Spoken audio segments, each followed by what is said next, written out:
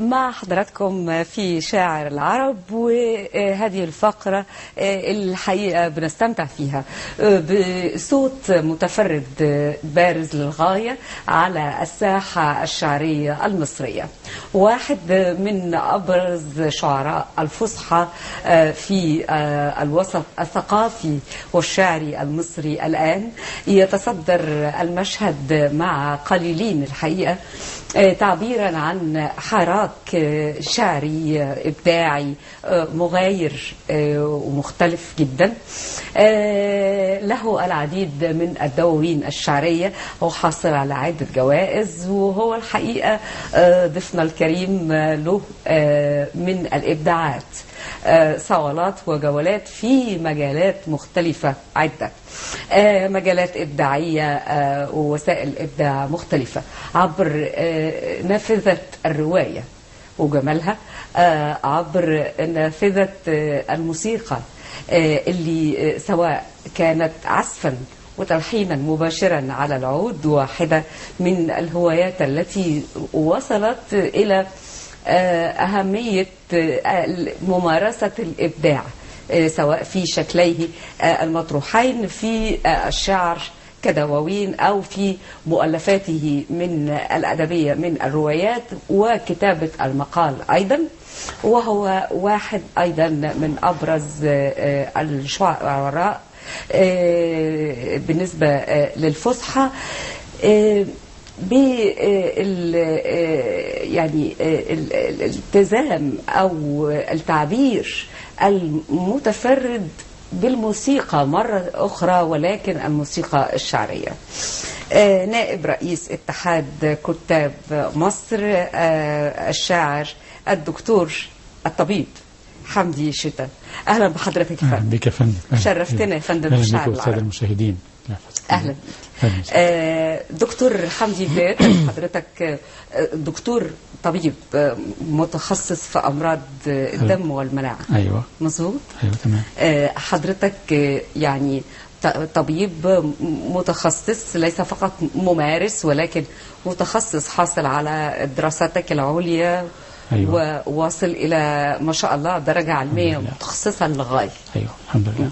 في مجالات في مجال تخصصك أمراض الدم والمناعة. يعني ظاهرة الطبيب الشاعر المبدع مش جديدة أبدا على الثقافة والذائقة المصرية. مش جديدة طبعا. الثنائية صحيح قليلة، لكن بصمتها أقصد قوية للغاية في التاريخ. عندنا الدكتور يوسف إدريس كان طبيبا، الدكتور مصطفى محمود كان طبيبا، الدكتور مصطفى السيد، وكلهم عظماء وكتاب. يعني كان يوسف إدريس كان يعني يغازل نوبل للأداب، وأيضا جورج دهامل وسومر ستموم وتشيكوف ملك القصة القصيرة في العالم طبيب. والحقيقة احنا سئلنا في أكثر من لقاء يعني هل فيه هناك علاقة. طبعا الطب في الأساس مهنة إنسانية، وقد يسر المريض للطبيب بأشياء لا يسر بها إلى أهل بيته وأقرب الناس إليه. صحيح. والطبيب بيكون موجود في أهم لحظتين في حياة الإنسان، في بداية حياته يوم ميلاده، وفي نهاية حياته يوم تركه لهذا العالم. وأيضا ممارسات المهنة في حد ذاتها بتشبع الجانب الإنساني. دائما الواحد بيسمع الآهات، دائما يسمع الإنقاذات والطوارئ، وبتنمي وتحرك داخل الإنسان مكامن إنسانية كثيرة. طبعا هي مهنة بتسمح لصاحبها أن يكون أقرب ما يكون من نبض الإنسان. صحيح. من نبض الآخر من حوله. طبعا. فبيبقى قريب جدا من صوت الآخرين يعني جدا. ومن شعورهم. جدا. بداية يعني الحقيقة لفت نظري، أو يعني خلينا أتوقف مع حضرتك في ما شاء الله يعني هذا الثراء في التكوين الإبداعي ومن ثم الطرح الإبداعي. إذن ده ابن خلفية شكلها إيه، وأكثر ما أثر فيها وأسراها حتى أصبحت بهذا الشكل؟ والله هي في عوامل مختلفة ومتداخلة ومتشابكة. أنا نشأت في محافظة وولدت على بساط أخضر، ومحافظة كفر الشيخ حتى بعض الأماكن الإبداعية يطلقون عليها محافظة المبدعين، وبعض الناس في التقديم يقولوا كفر الشعر. أي. يعني النيل والبحر والبيئة الريفية الخضراء الحاضنة للإبداع، ولذلك في كل يعني أجناس الأدب وفي كل أنواع الفنون، والفنون طبعا تكمل بعضها بعضا، موجود أعداد كبيرة نسبة إلى السكان. يعني احنا لو رجعنا صالح الشرنوبي وعلي قنديل وفؤاد بدوي وأنور المعداوي وعبد المنعم مطاوع ومحمد الشهاوي ومحمد عفيفي مطر. محمد عفيفي مطر بدأ في كفر الشيخ شاعرا وتبلور شخصيته كشاعر في كفر الشيخ، وأيامها نذكر أيضا من حقهم أن نذكر أنهم أنشأوا مجلة سنابل، وكانت أول مجلة إقليمية تهتم بالأدباء وتنشر لهم في الشعر والأدب، وظل مقيما فيها وظل فترة طويلة. أوقفوها عشان قصيدة يعني حد يعني، وبعدين أعيد الإصدار الثاني كان بيرأس تحريره الأستاذ محمد الشهاوي، وأيضا جماعة حورس اللي أنشأها المرحوم علي قنديل، وبالمناسبة كان أيضا طبيبا وتوفى 23 سنة، ومع ذلك ترك بصمة، ترك يعني يعني عمل قليل لكن ذو بصمة وله شخصية متفردة ومفردات متفردة خاصة بعلي قنديل. الحقيقة يعني المثال العالمي الدكتور سيد عبد السليم النحات المعروف، الفنان محمد كمال، عبد الوهاب عبد المحسن، في الشعراء يعني كثر جدا، يعني مش عايز أنسى حد الحقيقة. الشعراء مصطفى مقلاد، قبله إبراهيم غراب، عادل أبو عبا، سعيد قنديل، جمال مرسي وطارق مرسي، سعد الخولي، الحقيقة عدد كبير جدا، يعني بشير رفعت، أستاذ بشير، سيد شحاتة يعني شاعر البراري السيد شحاتة. الحقيقة أنا يعني عشان وقت البرنامج الأسماء كثيرة جدا، وأرجو أن ما حدش يزعل مني. وكان أيضا الدكتور إبراهيم الدسوقي شيتا كان من النقاد المعروفين، كان أستاذ الأدب المقارن في كلية الآداب، وكان من النقاد المعروفين في القديم يعني. فالمحافظة غنية بالبيئة وأيضا غنية من جوانب كثيرة جدا. أولا محافظة تعتبر من المحافظات الأثرية الأولى مثل الأقصر، لأن توحيد العاصمة مصر بعد توحيد القطرين كانت في إبتو في كفر الشيخ، فهناك يعني 170 فدان من الآثار لم تكتشف بعد، فقط فدان واحد عملوا منه متحف كبير دلوقتي هناك. محافظة غنية بالسياحة الدينية أيضا، يعني السياحة الدينية إبراهيم الدسوقي وسيدي سالم، ومسمية المراكز بأسماء صوفيون، أسماء صوفيين يعني قدامى، وأيضا فيها غنى سياحي لأن فيها نصيف بلطيم. وهي المحافظة يعني مكان يعني فيه يعني عوامل كثيرة للتأمل، وطبعا كل العاملين فيها العوام فيها أو عام الناس فيها بيشتغلوا يا في الصيد يا في الزراعة، وإحنا نشأنا في هذه البيئة الخضراء. وأنا نشأت حتى في بعض القصائد بنتكلم عن الخيل والبيئة الخضراء، ويعني في قصيدة وامضة كده عن حياتي فيها كل هذه الأشياء. فأيضا النشأة الفعلية بقى، النشأة الفعلية أنا اتكلمت دلوقتي على البيئة أو الوسط السابقون واللاحقون من المبدعين. البيئة بقى الأسرة، لو تسمح أيوة. حضرتك يعني لو تتذكر مقطع منها أو بعض أبيات منها، هذه القصيدة اللي بتتكلم فيها أو عبرت عن استلهام حضرتك للبدايات وتشكيل عناصر البيئة المحيطة على تكوين حضرتك. هي القصيدة يعني هي القصيدة ومضة، وكل شطرة فيها ومضة. يعني كل شطرة أو شطرتين يعني بتعمل مرحلة وتشكل مرحلة من المراحل حتى بترصد أيوة ورقة خضراء من الشجر.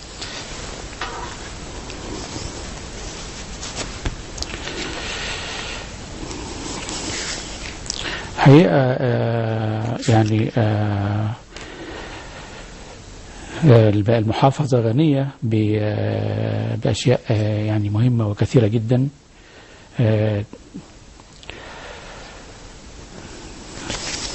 قصيدة مهاجرة. أنا طبعا عشت فترة طويلة جدا من حياتي برا، والقصيدة طبعا كتبت قبل 1910 قبل الثورة يعني. وأينما يجيء أينما يغيب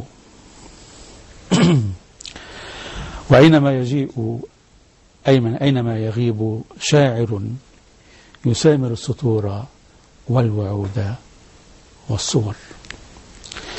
يساقط الغمام فوق عالم المنون نبوءة، وموسما من الصهيل يملأ الحقول، وصيحة جريئة تناغم الفضاء تنطق الوتر. محارب من الغيوب جاء، محارب من الغيوب جاء، حاملا قصيدة جديدة الدماء وبعد أغنيات. محارب يجول في ربوع ذاته، وفي يديه صفحة غريبة الرواء، وأمنيات طفلة هي الحياة والصفاء والنقاء والبهاء. وفي يديه صفحة غريبة الرواء، وأمنيات طفلة هي الحياة والصفاء والنقاء والبهاء. 2. مرافئ من الرحيل صاغ لحنها دمي، مرافئ من الرحيل صاغ لحنها دمي، قصيدة نازفة الحروف حزنها بباحة الشغاف يرتمي. مرافئ من الرحيل صاغ لحنها دمي، قصيدة نازفة الحروف حزنها بباحة الشغاف يرتمي.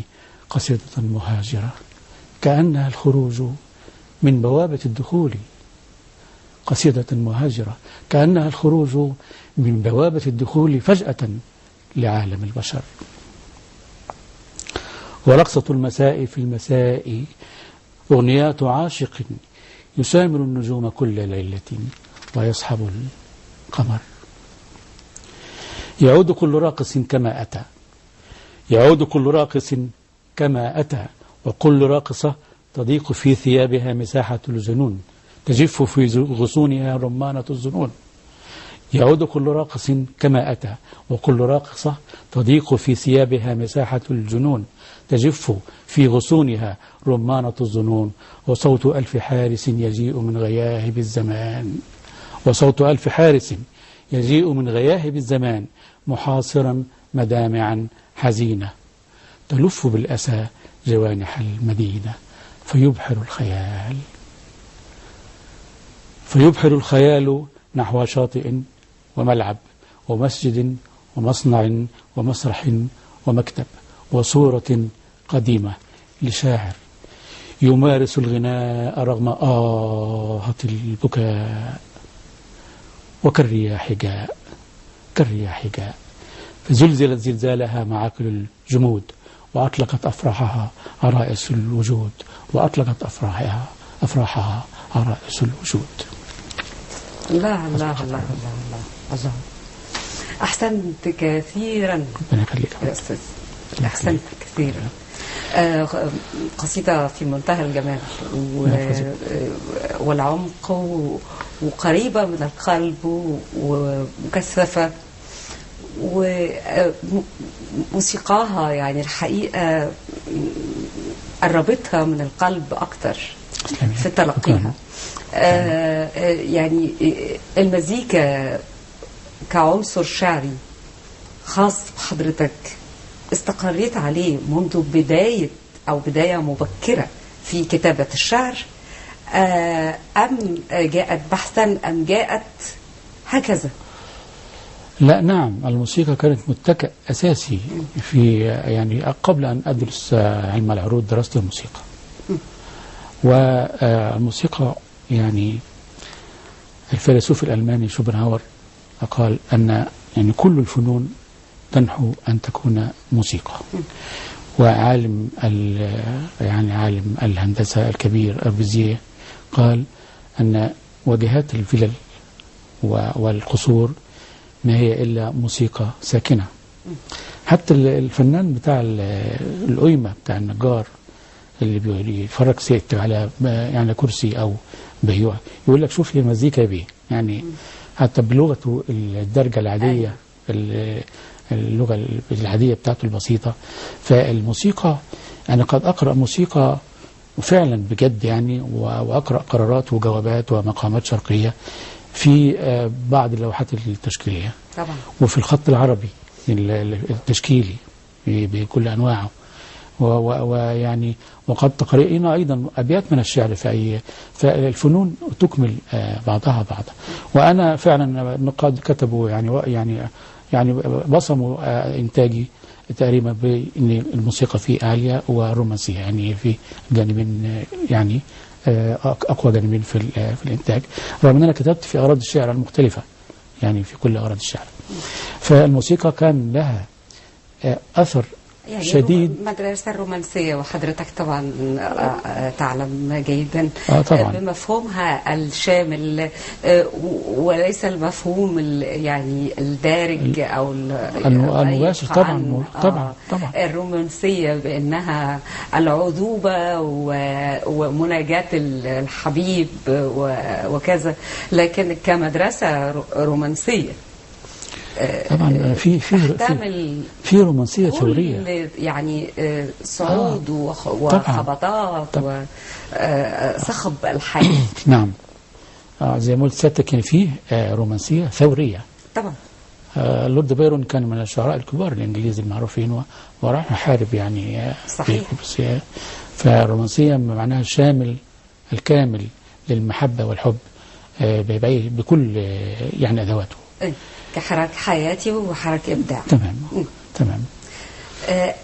يعني لحضرتك صدر عدد من الدواوين الشعرية، يعني خلينا نقول إن من بعضها كائنات النار والمطر وشروق. أيوة. ويعني وديوان مشترك، ولا يدرك الهرم. لا يدرك الهرم. الهرم. الهرم. لا يدرك الهرم النجوم. حضرتك يعني حابة تكلمنا عن كل ديوان وما يمثله بالنسبة لحضرتك مرحلة وكنقلة ربما. الحقيقة أنا كنت أكتب، أنا يعني نزلت خارج مصر 16 سنة، فحتى لما رجعت في الآخر يعني الناس كانوا يستغربوا فين يعني الوسط الأدبي يعرفني خلال آخر 5 سنين اللي عدوا دول بس. أنا كنت موجود خارج مصر، وكنت أيضا يعني أراسل بعض الجرائد وبعض الدوريات تطبع لي، لكن ما كنتش موجود في الوسط وفي الأمسيات واللقاءات واتحاد الكتاب والمؤتمرات. يعني بالطبيعة كنت خارج مصر، كنت باجي بأجازات يعني قصيرة جدا يعني. فالدواوين معظم الإنتاج يعني يحتوي على عدد من القصائد، يعني أخلي نصفها من الشعر العمودي ونصفها من شعر التفعيلة يعني. لكن أنا بدأت بالشعر العمودي مبكرا، ثم استساغت شعر التفعيلة وراق لي جدا وكتبت فيه عدد كبير من القصائد. وهتلاقي كل الدواوين مقسمة بين شعر التفعيلة والشعر العمودي الكلاسيكي. بداية ديوان بيمثل البدايات. هو الحقيقة نسيت أقول عن حضرتك البدايات، إن أنا وأنا صغير نشأت نشأة شبه صوفية يعني. كانت أمي رحمه الله قد تحفظ كثيرا من أشعار الصوفية. أن أخوها الكبير لي خال اسمه الشيخ عفيف الشتاء كان يعني يحفظ الحلاج والنفري وابن الفارض، ويلقي هذه القصائد دون خطأ واحد في العروض ولا في النحو ولا في، لأنه كان رجل بسيط يعني. وأنا حفظت معظم هذه الأشعار وأنا طفل، وكنت أحضر معه حلقات الذكر وهذه الأشياء. وكان عندنا مكتبة ما كانتش منظمة صحيح، بس كان فيها متنوعة فيها المنزل، وكانوا أخواتي الأكبر بيقرأوا يعني بنعم. وكان عندنا في اجتماع للعائلة الكبيرة من جميع المحافظات، بنجتمع في رمضان كل سنة. فالتقيت بالدكتور إبراهيم الدسوقي الشتاء، وهو طبعا أعطاني مجموعة المثنوي اللي هو طبعا هو ترجم كل شغل جلال الدين الرومي، وكل الترجمة اللي تمت حوالي 41 كتاب اللي تمت بين الروم والعربية والفرس والعربية، كان شغله كتير جدا في هذا الجانب. فأهداني وبعدين وجهني أن أشتري كتاب المنتخب في أدب العرب. وهذا الكتاب كان يعني كتاب بيصدر كل فترة، وكان بيضم الشعر والقصة وكتابات كثيرة وكتابات. فهذا الكتاب وكتب أخرى كانوا يقترحها لي شكلت أساس واتجاهات لي أن أنا إزاي أبحث عن الكتب، إزاي أقرأ إيه وما أقرأش إيه دلوقتي. دي كانت البداية. وكان لي عم هو الآن في يعني أبوز داخل على 80 من عمره، دكتور محمد شيتا، كان في الأزهر، وهو اللي أسسني في اللغة العربية، وكانوا يدرسون علم العروض في الثانوية العامة. أيضا درست علم العروض. وبعد ذلك في أثناء وكنت في مدرسة شهادة بن عمرو الرياضة الثانوية في مدينة كفر الشيخ، كان الأستاذ محمد عفيف مطر يدرس الفلسفة في هذه المدرسة. وبدأت أنا الصحافة مبكرا من وأنا تلميذ.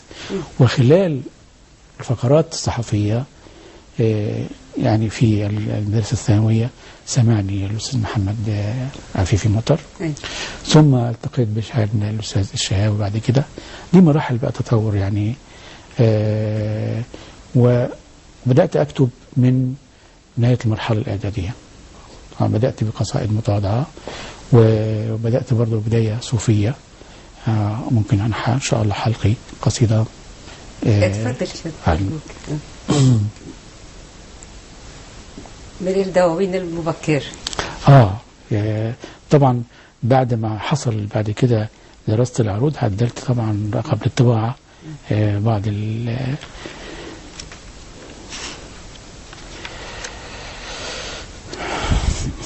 في محراب الروح. في محراب الروح تراتيل 1. أنا ما سألت سواك شيئا أبدا ولم أستجد حيا. أنا ما سألت سواك شيئا أبدا ولم أستجد حيا، وبغير بابك لم أقف يوما ولم أمدد يدي. هي قطرة من فيض جودك تفعم الوجدان ريا. فأتم فضلك يا إلهي، فأتم فضلك يا إلهي دائما أبدا علي، وقني بحولك شر نفسي، واحبني القلب الرضيا. يا من له عنت الوجوه، يا من له عنت الوجوه وأطرقت كل الجباه، وبأمره وكما يشاء، وبأمره وكما يشاء تسير أقدار الحياة. يا صاحب الملك، يا صاحب الملك الذي لجلاله ذل الطغاة، ما غير وجهك، ما غير وجهك من بكل هنيهة عيني ترى.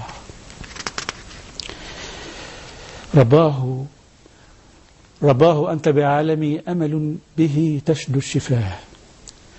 يا رب أنت النور في عيني مؤتلقا سناه. يا رب أنت الحصن يحميني وما أقوى حماه. يحميني وما أقوى حماه. تراتيل 2.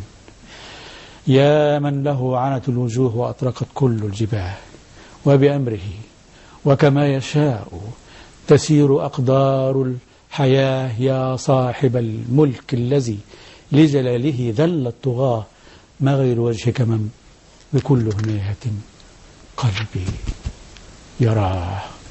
الله أكبر، الله أكبر قلتها وأقولها في كل آن، والله ربي لم تزل حصني على مر الزمان، وإذا المخاوف حاصرت قلبي فمنك له الأمان. ولغير بابك لا تمد، ولغير بابك لا تمد لسائل أبدا يدان. الله أكبر قلتها وأقولها في كل آن، والله ربي لم تزل حصني على مر الزمان، وإذا المخاوف حاصرت قلبي فمنك له الأمان. ولغير بابك لا تمد لسائل أبدا يدان. ما لي سواك ملبيا، ما لي سواك، عبد أنا يا سيدي، مرضاته دوما رضاك، وله إذا ضاق الحمى برجائه رحب حماك. يا من له في كل شيء آية لا تنكر، يا من له في كل شيء آية لا تنكر، ولوجهه الأسنى جميع الكائنات تكبر. أنت العفو وأنت من يمحو الذنوب، أنت العفو وأنت من يمحو الذنوب ويغفر عذري، وأنت المرتجى، هو أن عفوك أكبر، هو أن عفوك أكبر، هو أن عفوك أكبر. الله الله الله الله الله الله الله على جمال. اسمح لنا حضرتك نتوقف لحظات بعد المناجاة شديدة الخصوصية دي والجميلة جدا للغائي الحقيقة، وبعد لحظات نرجع نستكمل الحوار مع ضيفنا الكريم الشاعر المتميز الأستاذ الدكتور حمدي الشتا، حالا بعد الفاصل.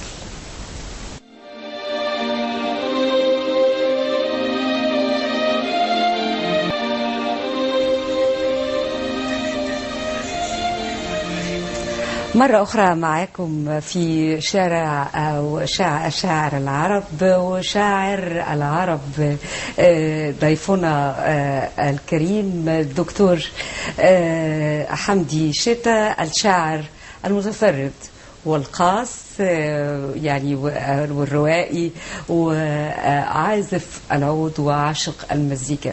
أهلا بحضرتك مرة ثانية يا فندم. دكتور حمدي، يعني مجددا من السمات الهامة أيضا في قصيدة لديك عبر يعني سلسلة الدواوين الشعرية، والتي رصدها معظم النقاد أو الأكثر من قارئيك،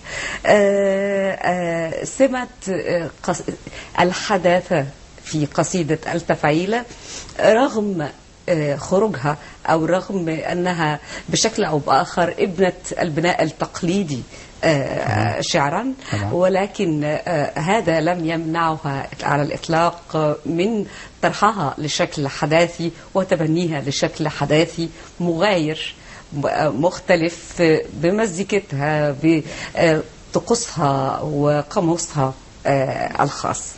أهم الدواوين اللي بتمثل هذا الاتجاه تحديدا هي القصيدة التفعيلة موجودة في يعني في الدواوين الأخيرة كلها، يعني الدوار كانت النار والمطر والليل من النجوم وشروق، كل الدوان فيه نصفه من القصيدة العمودية والنصف الآخر من قصيدة التفعيلة.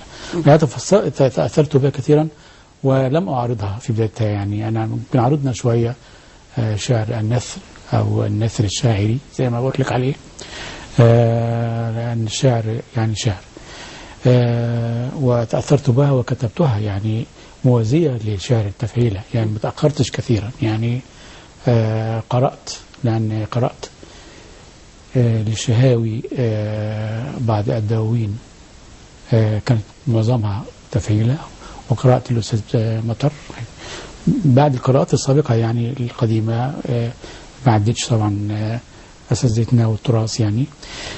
فكتبت كثير، كتبت عدد كبير من قصائد التفعيلة، وأنا أعتبرها من قصائد المهمة بالنسبة لي. حضرتك تخير منها ما تشاء. حاضر.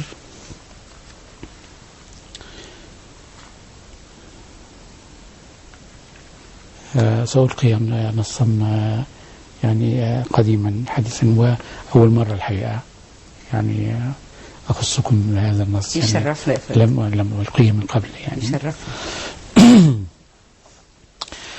عيناني هما البحر، وتن أين عني فأي اغتراب يهدهد روح الغريب. وتن أين عني فأي اغتراب يهدهد روح الغريب، وأي زمان إذا أنت عني ابتعدت لقلبي يطيب. ووجهك لو غاب يوما ووجهك لو غاب يوما أنام على شفق الحزن تلهبني حيرتي. فيا سلوة القلب يا جلوة الروح، كيف يكون الغناء إذا حل في الأرض جدب الحبيب، وكيف تسوغ إذا غبت عندلة العندليب. فيا سلوة القلب يا جلوة الروح، كيف يكون الغناء إذا حل في الأرض جدب الحبيب، وكيف تسوغ إذا غبت عندلة العندليب. تغيبين عني تغيبين عني تهاجر نشوة أفراح روحي، وتنسى العصافير أهزوجة الصبح يا منيتي وصفاء المغيب. فيا صبوة العمر كم قد شربنا الصبابة خمرا، كم زنتشينا ببوح العنادل صادحة في الفضاء الرحيب. كم قد شربنا الصبابة خمرا، كم بصفو الطفولة كم قد شربنا الصبابة خمرا بصفو الطفولة، كم زنتشينا ببوح العنادل صادحة في الفضاء الرحيب. وكان الزمان بهيا نديا، وكان الزمان بهيا نديا، وكان إذ تضحكين القريب الحبيب. وكانت لك الروح وجه الحديقة، وكانت لك الروح وجه الحديقة، وكانت مشاعر قلب الرقيقة تراتيل وجد إذا استنفرتها الحياة تجيب. أنيسة روحي تعالي لنشرع فوضى اللقاء زحام العناق، ندلها سهد القلوب الحيارى وأرقص هذا القوام الرطيب. تعالي أغازل عينيني نام ببحرهما البحر، تاه بزرقة موجهم القلب. ويا زهرة الروح مدي يديك بماء الحياة، مدي يديك بماء الحياة وصدي جموح الزمان الجديب. ويا زهرة الروح مدي يديك بماء الحياة وصدي جموح الزمان الجديب. أريدك روحي نبعا ضفوقا وطيفا شفيفا يطال المدى. أريدك روحي نبعا ضفوقا وطيفا شفيفا يطال المدى، ونهرا يحيل الجفاف ندى، ربيعا من الوجد اللانهائي والمبتدى للانهائي والمبتدى. الله الله الله الله الله الله. أحسنت دكتور، أحسنت. الله الله. يعني حضرتك أيضا لك عدد من الدراسات، يعني لن نبتعد أبدا عن الشعر، وهو الحقيقة كلها أفعال حياة، يعني فعل إبداع وفعل وطقس حياة. لك دراسات نقدية ومؤلفات يعني نثرية كتابية في هذا الاتجاه تحديدا أو في هذا المجال تحديدا. أحدثنا أكثر عن دراساتك أو دراسات حضرتك النقدية دكتور. أنا كتبت عن يعني عدد من الشعراء معنا، وكنت أيضا أركز على الجوانب اللي تستهويني، يعني العروض والموسيقى واللغة، و يعني كنت أبتعد عن القوالب أو النظريات النقدية المعلبة والمحنطة للنقد الأكاديمي، اللي هو يعني كل النظريات بتطبق على كل النصوص بنفس الطريقة. فحينما يكون الناقد مبدعا أو مارس الإبداع بيكون له نظرات أخرى، ويصل إلى تفاصيل وكوامن ويسبر أغوار النصوص، ويأتي بما يشتهيه كمبدع وليس كناقد يطبق نظرية فقط. كتبت عن شاعر نكيب الأستاذ محمد الشهاوي، دراسة مهمة ونشرت في كتاب صدر عنه في سبعينيته بعنوان أحوال العاشق، صدر في المجلس الأعلى للثقافة، وكانت دراسة مهمة جدا بعنوان محمد الشهاوي الشاعر الاستثناء، لأنه له نص مشهور يعني المرأة الاستثناء، يعني قصيدة من عرائس أو هي عروس إنتاجه، وحصل بها على جائزة البابتين، فسمت الدراسة باسمي. كتبت عن الشاعر الكبير أحمد عنتر مصطفى، كتبت عن شعراء كفر الشيخ الشاعر مصطفى مقلد، والشاعرة ولا بركات، شاعر نادي حسام الدين، شاعر جمال مرسي، يعني أيضا كتبت عن من رنين النشار، شاعر رنين النشار، عدد كبير من الدراسات الحقيقة، لكن ما زلت أحاول أن أجمعها في كتاب.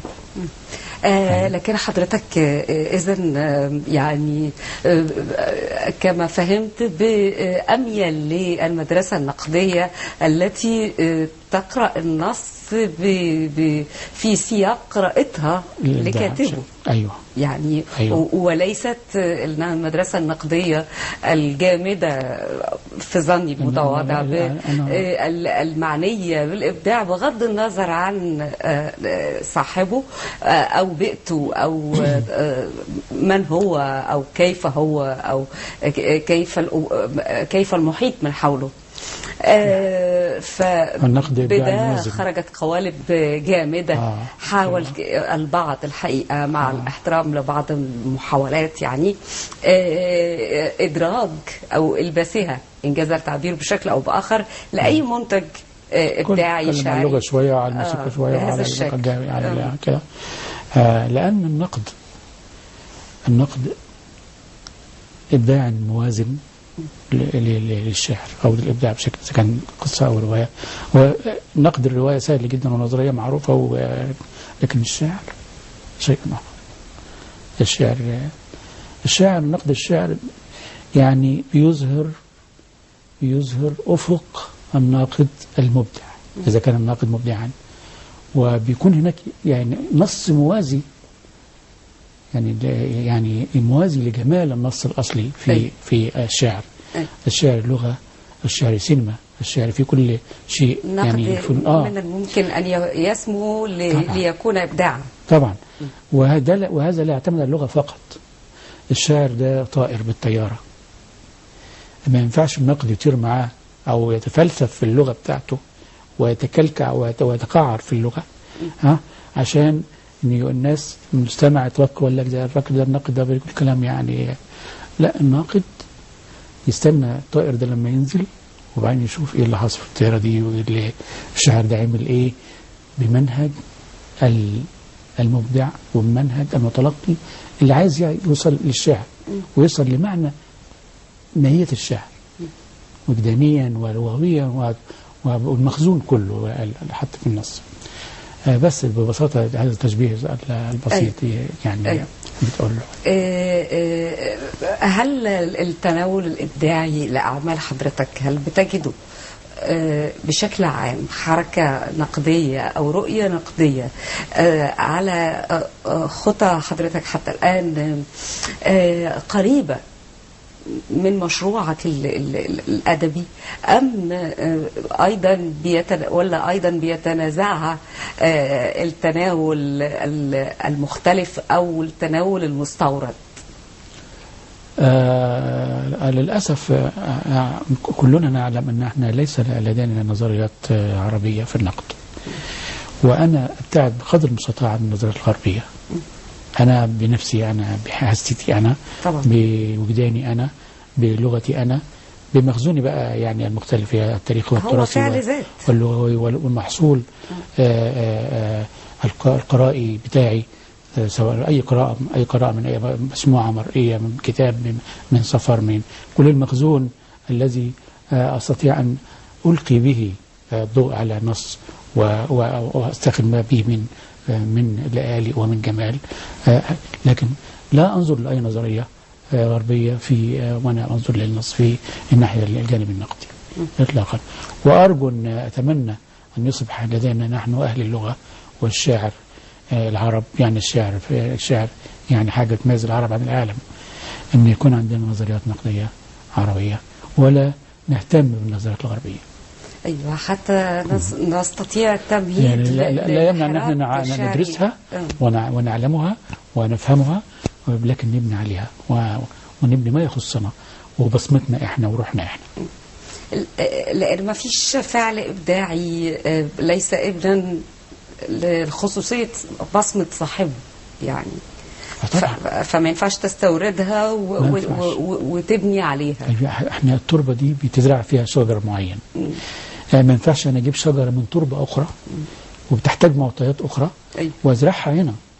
ما هي مش ده مش طرح ومش ده تغرب ونوع من التقليد الغربي في سواء في الايقاع او في البناء او في غيره، ولكن كله بعد يعني زي كتير من الموجات اللي بتظهر كده فتره ويطلع لها نقاد وبعد كده بتختفي يعني. صحيح، بيظل الاصيل. يعني احنا عندنا في الموسيقى السنباطي كان هو خامس واحد في العالم حصلوا على الأستاذية في الموسيقى، نتيجة لأنه ما دخلش في إنتاجه جملة واحدة غربية. ولذلك احنا لما نيجي نصف يعني على القراءة الموسيقى، يعني لما نيجي نصنف زي ما احنا بنصنف أم كلثوم بنحطها لوحدها فوق كده، بعدين ننزل تحت نصنف بقية المطربات. السنباطي برضو كان كده فوق، يعني لأنه حصل على الاسطوانة البلاتينية 1 من 5، وجنب بيتهوفن في اليونسكو. يعني هم يعني ملوهم بيتهوفن، هم واحد لنا سنباطينا، والسنباطينا وصل للعالم من خلال التربة الأصيلة المصرية والشرقية الأصيلة. احنا عايزين نوصل للعالمية من خلالنا، مش بالتغرب. يعني ولذلك هو عبد السنباطي يعني هو لحن مئات لأم كلثوم. طبعا عبد الوهاب العملاق ما لحنش غير 9 ألحان لأم كلثوم، بليغ حمدي 35 وهكذا. فالسنباطي ده يعني وصل للعالم من خلال شرقيته، واحنا عايزين ايضا ده يبقى عندنا في الادب، نوصل للعالم من خلال نعرفهم احنا يعني احنا مين، من خلال مش بالتقليد. يعني شبابنا دلوقتي فعلا للاسف لا يقرؤون، وابن خلدون يعني في شباب في حاله هزيمه حضاريه. ابن خلدون ذكر ان دايما اللي مهزوم حضاريا ده يقلد الهازم، يعني يقلدوا الغرب دلوقتي في ملابسهم وفي اكلهم وفي، يعني محتاجين فعلا نعود كيف نعود إلينا. ده الذي يعيش مغيبا عن جذور بس ويقلد. فده يعني حينما أو كلما تزداد معرفة الإنسان واقتراب الإنسان من جذوره انتفى قدر يعني لجوءه إلى اللجوء، خلينا نقول عليه اللجوء صحيح. غير الشرعي، كشكل من أشكال الهجرة غير الشرعية لأرض خارج حدودنا. طبعا صحيح، لأنها بتأتي بمنتج وطرح مختلف خالص. من أيضا من الأسماء اللي أخذت بحضرتك بذائقة حضرتك من نقاد يعني لا، من الأسماء الموسيقية، من الأسماء الموسيقيين اللي أخذوا بذائقة حضرتك من متلقي ومستمع متذوق في عالم المزيكا. أيوة. إلى ممارس لهذا الفن وعن طريق العزف على العود والتلحين والغناء، يعني الإيدين اللي شدت حضرتك موسيقيا. أيوة، أنا الحقيقة نشأت كان عندنا يعني دائما نستمع إلى أم كلثوم باستمرار وإلى الغناء القديم في البيت. وكانت أمي رحمه الله كانت تحفظ أشياء كثيرة جدا من الشعر زي ما قلت لحضرتك. وتنمى عندي الذائقة الموسيقية من خلال ما حفظت من أشعار خالي وما حفظت من أشعار صوفيا اللي كانت موجودة وما سمعت من أم كلثوم من وأنا طفل يعني وعبد الوهاب وما كانش أنا يعني ولدت في هذه المرحلة يعني نهاية الخمسينات أو بداية الستينات، المرحلة بتاعت الوهج الفني والموسيقي والأدبي. صحيح. فنشأت هذه النشأة. وبعد كده حاولت ألعب على حاجات، فاكتشف اخواتي ان انا بعمل ايقاعات يعني بطبل على حاجه بعمل حاجه بقى. فودوني ورحت كتر ثقافه في كفر الشيخ، وشافني الملحن، هو ملحن هنا موجود في القاهره اسمه محمد عبد الدايم.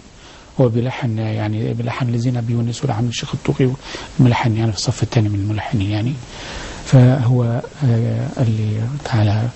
وكان زمان للأسف أنا برضه نقطة، كان موجود معمل موسيقى كامل. شوف الإنسان كام يعني من الخمسينات أو الستينات، في بيانو موجود، في عواد، في بقية الآلات موجودة.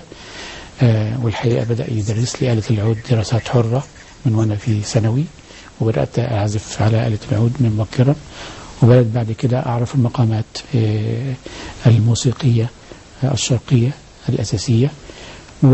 والحقيقة أفادني كثير في الشعر، يعني الموسيقى، دراسة الموسيقى أفادت كثيرا من الشعر. ودراساتي للشعر أفادت أيضا كثيرا في دراسة المقامات الموسيقية. أكيد. يا فندم، حضرتك شرفتنا النهارده، شكرا جزيلا على وجودك وعلى وقتك معنا. ساعدنا بالحوار مع حضرتك والاستماع لثراء إبداعك. الحقيقة الحوار كان يعني بذكائك أنت، بالقدرة على استخراج يعني المادة للضيف يعني. وأشكرك على إدارة الحلقة، هذه الإدارة. شرف لي فندم، على رأسنا. خليك يا فندم، أشكرك. أهلا بحضرتك. أهلا بك يا فندم. ده كان مسك ختامنا النهارده في شاعر العرب. نتمنى أن نكون قد وفقنا فيما قدمنا. شكرا لجميع أسرة البرنامج، الزملاء والزميلات، وشكرا لشرف متابعة حضراتكم. ومن هنا لحد ما نقابلكم بإذن الله في حلقة قادمة.